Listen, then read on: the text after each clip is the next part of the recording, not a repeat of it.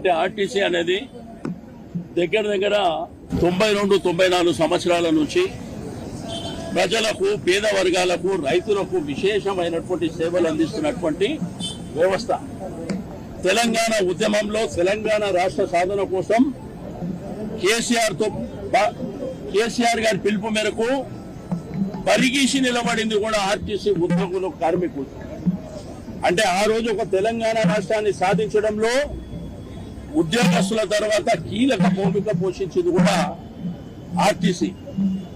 ఈ రోజు ఆర్టీసీకి రాష్ట్ర వ్యాప్తంగా డిపోలు కానివ్వండి, రెండోది డ్రైవర్లు, మరి కండక్టర్లు కానివ్వండి, టెక్నికల్ స్టాఫ్ కానివ్వండి, డిపోలలో పనిచేసే వాళ్ళు కానివ్వండి, మరి ఇది ఒక వ్యవస్థ కింద ఉండడమే కాకుండా ఆ రోజు కేసీఆర్ గారి నాయకత్వంలో కేబినెట్ లో ఒక నిర్ణయం తీసుకొని వీళ్ళకు ఉద్యోగ భద్రత ఇవ్వాలి, ఆర్టీసీ మరి నష్టాల్లో నడుస్తున్నటువంటి సంస్థ అని ప్రతి సంవత్సరం 1000 కోట్ల రూపాయలు ఇచ్చి ఆర్టీసీని ముందుకు తీసుకెళ్లడం జరిగింది.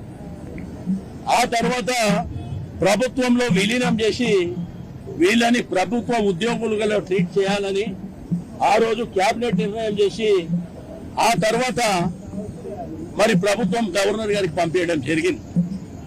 ఈ ప్రభుత్వం వచ్చిన తర్వాత ఎలక్షన్లలో మేనిఫెస్టోలో వీళ్ళకి అనేకమైనటువంటి అలవిగానటువంటి హామీలన్నీ ఇచ్చి ఈ రోజు వాళ్ళ ఉద్యోగ భద్రత విషయంలో విలీనం చేయాలనే ప్రధానమైనటువంటి ఆల్రెడీ గత ప్రభుత్వమే కేబినెట్ లో క్లియర్ చేసింది, ఇంప్లిమెంట్ చేయమంటే ఇంప్లిమెంట్ చేయనిక శాత కాదు.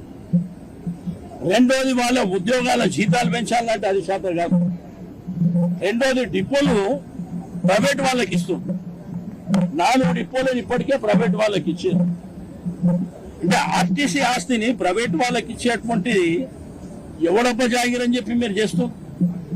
రెండోది ఎలక్ట్రికల్ వెహికల్ అనేది మా ఆర్టీసీ ఉద్యోగులకు, ఆర్టీసీ డ్రైవర్లకు నడిపేరాదా? కండక్టర్లుగా పనిచేయనికే రాదా? తెలంగాణ రాష్ట్రం సాధించుకుంది వేరే వాళ్ళకి డిపోలు చేయడానికి, వేరే రాష్ట్రాలలో వాళ్ళకు ఉద్యోగాలు ఇవ్వడానిక. కాబట్టి ఇవన్నీ వాళ్ళ న్యాయమైనటువంటి కోరికలు. అంటే ఆర్టీసీ అనేది దగ్గర దగ్గర 92-94 సంవత్సరాల నుంచి ప్రజలకు, పేద వర్గాలకు, రైతులకు విశేషమైనటువంటి సేవలు అందిస్తున్నటువంటి వ్యవస్థ. తెలంగాణ ఉద్యమంలో తెలంగాణ రాష్ట్ర సాధన కోసం కేసీఆర్ గారి పిలుపు మేరకు పరిగీసి నిలబడింది కూడా ఆర్టీసీ ఉద్యోగులు, కార్మికులు.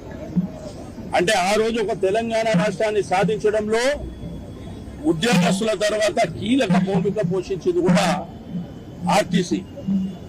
ఈ రోజు ఆర్టీసీకి రాష్ట్ర వ్యాప్తంగా డిపోలు కానివ్వండి, రెండోది డ్రైవర్లు, మరి కండక్టర్లు కానివ్వండి, టెక్నికల్ స్టాఫ్ కానివ్వండి, డిపోలలో పనిచేసే వాళ్ళు కానివ్వండి, మరి ఇది ఒక వ్యవస్థ కింద ఉండడమే కాకుండా ఆ రోజు కేసీఆర్ గారి నాయకత్వంలో కేబినెట్ లో ఒక నిర్ణయం తీసుకొని వీళ్ళకు ఉద్యోగ భద్రత ఇవ్వాలి, ఆర్టీసీ మరి నష్టాల్లో నడుస్తున్నటువంటి సంస్థ అని ప్రతి సంవత్సరం 1000 కోట్ల రూపాయలు ఇచ్చి ఆర్టీసీని ముందుకు తీసుకెళ్లడం జరిగింది. ఆ తర్వాత ప్రభుత్వంలో విలీనం చేసి వీళ్ళని ప్రభుత్వ ఉద్యోగులుగా ట్రీట్ చేయాలని ఆ రోజు కేబినెట్ నిర్ణయం చేసి ఆ తర్వాత మరి ప్రభుత్వం గవర్నర్ గారికి పంపించడం జరిగింది. ఈ ప్రభుత్వం వచ్చిన తర్వాత ఎలక్షన్లలో మేనిఫెస్టోలో వీళ్ళకి అనేకమైనటువంటి అలవిగానటువంటి హామీలన్నీ ఇచ్చి ఈ రోజు వాళ్ళ ఉద్యోగ భద్రత విషయంలో విలీనం చేయాలనే ప్రధానమైనటువంటి ఆల్రెడీ గత ప్రభుత్వమే కేబినెట్ లో క్లియర్ చేసింది, ఇంప్లిమెంట్ చేయమంటే ఇంప్లిమెంట్ చేయనిక శాత కాదు. రెండోది వాళ్ళ ఉద్యోగాల జీతాలు పెంచాలంటే అది శాత కాదు. రెండోది డిపోలు ప్రైవేట్ వాళ్ళకి ఇస్తుంది. 4 డిపోలు ఇప్పటికే ప్రైవేట్ వాళ్ళకి ఇచ్చారు. అంటే ఆర్టీసీ ఆస్తిని ప్రైవేట్ వాళ్ళకి ఇచ్చేటువంటి ఎవడప్ప జాగిరని చెప్పి మీరు చేస్తూ. రెండోది ఎలక్ట్రికల్ వెహికల్ అనేది మా ఆర్టీసీ ఉద్యోగులకు, ఆర్టీసీ డ్రైవర్లకు నడిపేరాదా? కండక్టర్లుగా పనిచేయనికే రాదా? తెలంగాణ రాష్ట్రం సాధించుకుంది వేరే వాళ్ళకి డిపోలు చేయడానికి, వేరే రాష్ట్రాలలో వాళ్ళకు ఉద్యోగాలు ఇవ్వడానిక. కాబట్టి ఇవన్నీ వాళ్ళ న్యాయమైనటువంటి కోరికలు.